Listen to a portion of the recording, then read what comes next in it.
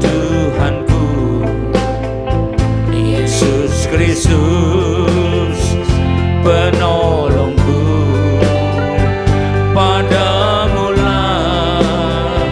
ku berharap untuk mendapatkan belas kasihan-Mu. Ku minta ya Tuhan, perintahkanlah untuk meneduhkan badai kehidupan. Lepaskan kami dari penderitaan dan beri hidup yang penuh pengharapan. Lepaskan kami dari penderitaan dan beri hidup yang penuh kedamaian.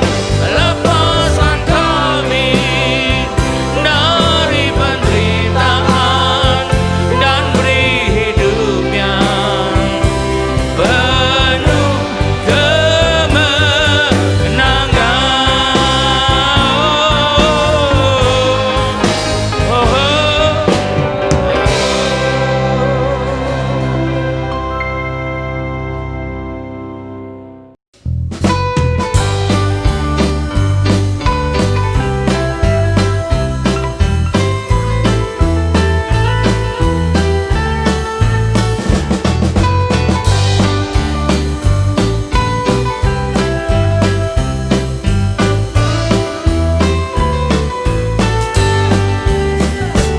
marilah pandang ke depan, pandang pada salibnya.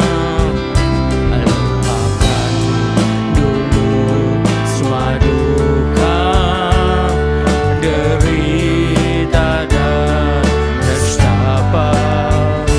Yesus ada bagi kita, Dia tak pernah tinggalkan. Ditanggungnya semua sengsara bagi kita yang percaya. Bersorak, bernyanyilah, jangan kita putus asa.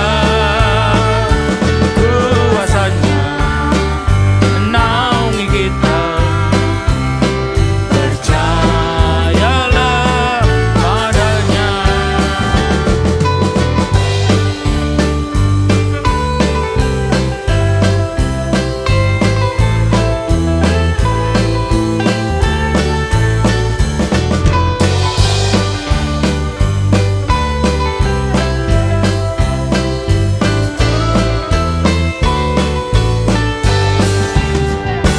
Marilah pandang ke depan, pandang pada salibnya.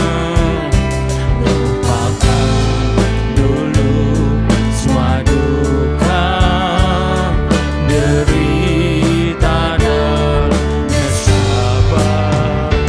Yesus ada bagi kita, Dia tak pernah tinggalkan.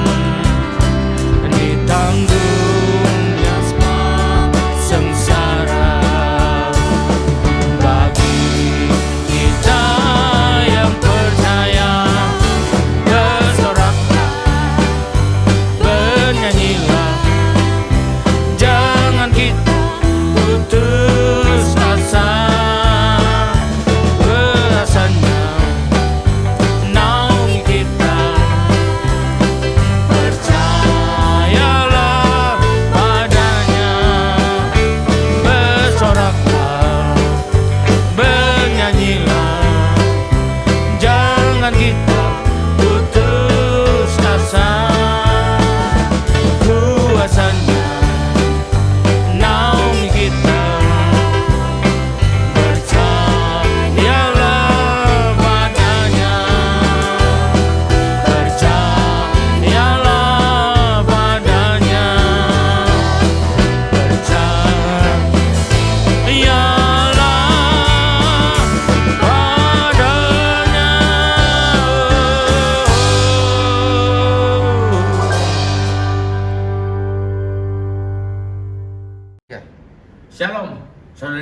Tuhan, kita berjumpa lagi dalam ibadah tengah minggu ini.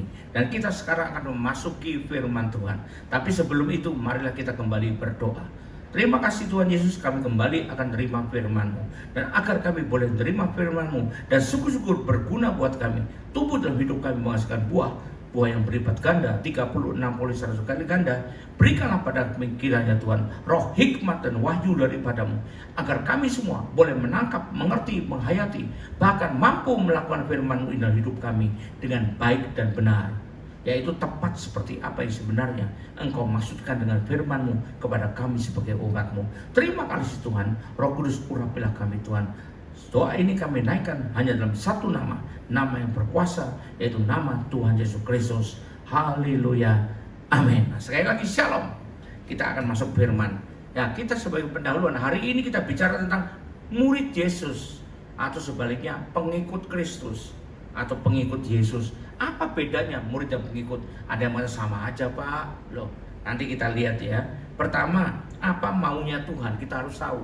Apa maunya Tuhan itu pasti tertulis di Alkitab. Mari kita baca di Matius 28 ayat ke-19. Kita baca di Matius 28 ayat 19. Ini perintah Tuhan dalam bentuk yang kita kenal dengan amanat agung. Jadi berikan pada semua. Karena itu pergilah. Bukan pergi untuk jalan-jalan, bukan. Jadikanlah semua bangsa muridku, bukan pengikutku. Ya Tuhan ingin kita menjadi muridnya, bukan sekedar pengikutnya. Loh, bedanya apa Pak? Nanti kita pelajari.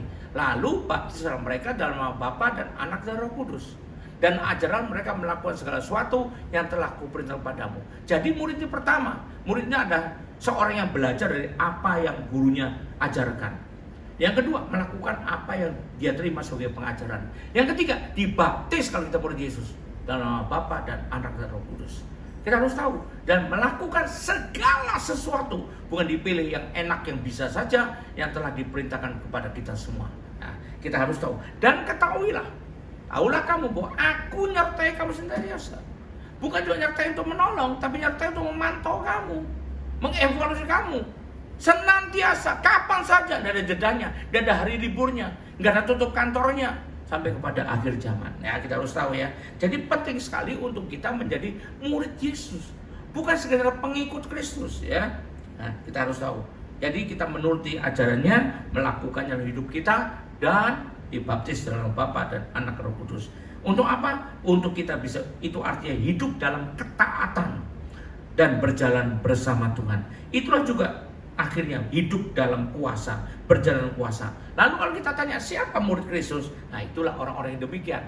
Lalu Pak, kembali lagi, apa bedanya dengan pengikut? Nah, kita tahu banyak orang mengikuti Yesus, tapi gak semua muridnya mengikuti karena mendapat yang disenanginya atau mencari apa yang disenanginya.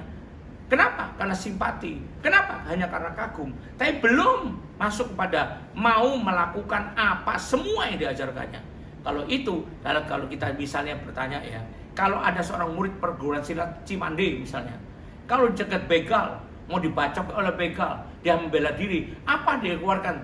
Tinju Muay Thai? Tentu enggak lah.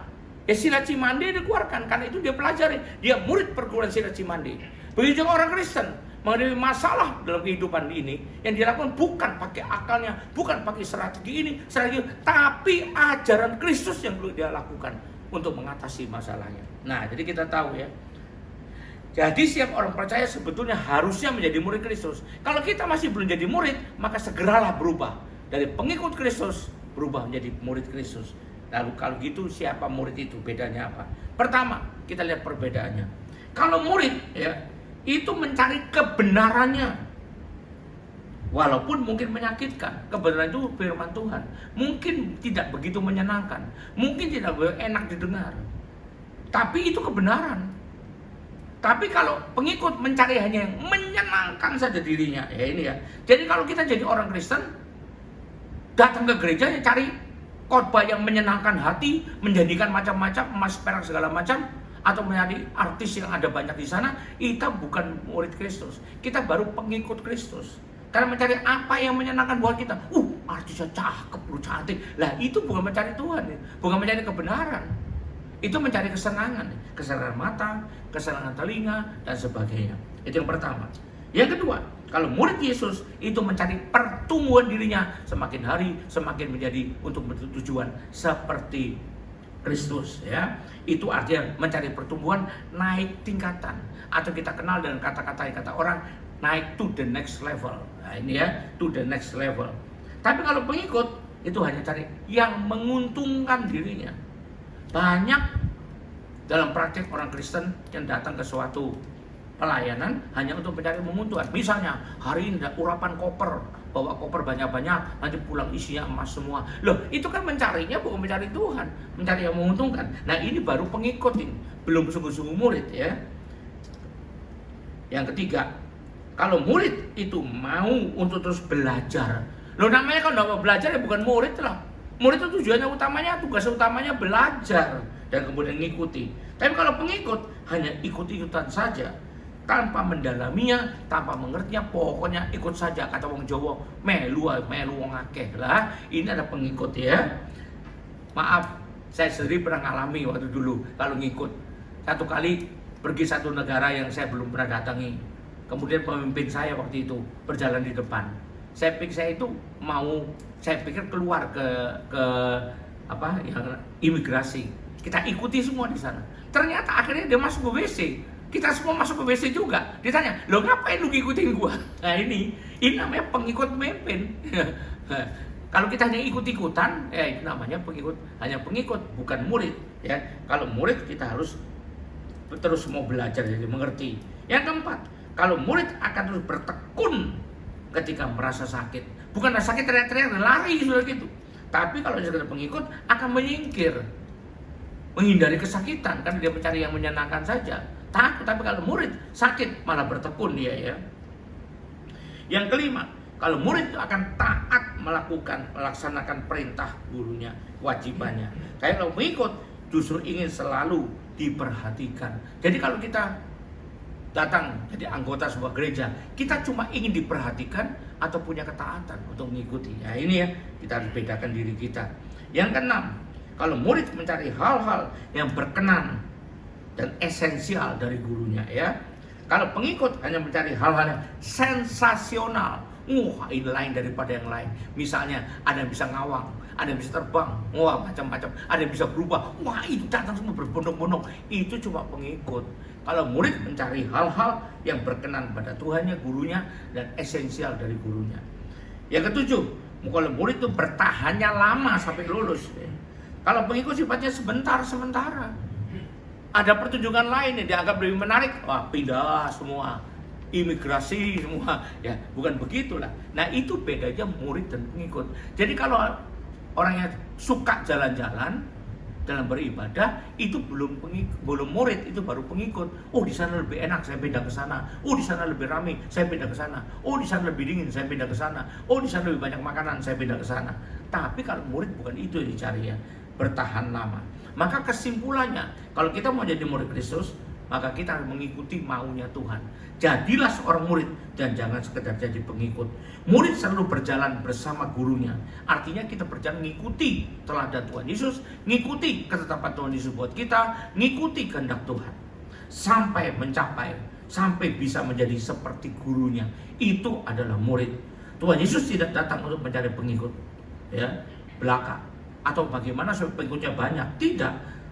Walaupun banyak tapi kalau berantakan, jangan lihat. Pengikut Yesus itu banyak. Saling ibadah, dia beri makan orang laki-laki aja 5.000. Kalau dengan perempuan anak-anak bisa 30.000 atau 25.000. Banyak kan? Tapi waktu dia ngajar dengan sungguh-sungguh, lari semua. Tinggal 12 orang. Itulah murid Kristus. Makanya dibedakan pengikut Kristus dan murid Kristus. Bahkan waktu Yesus ditangkap, kemana pengikutnya? Lari semua, berantakan, ya. Karena keadaan tidak menguntungkan, semburat semua ketika Yesus ditangkap atau akan disalib, ya.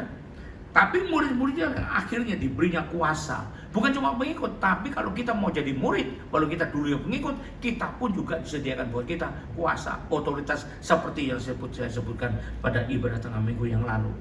Untuk memberitakan Injil dan untuk memuliakan namanya. Bukan untuk mencari pamor, bukan untuk bikin sensasional, bukan supaya masuk di YouTube, bukan, tapi supaya bisa memuliakan Tuhan, memuliakan namanya.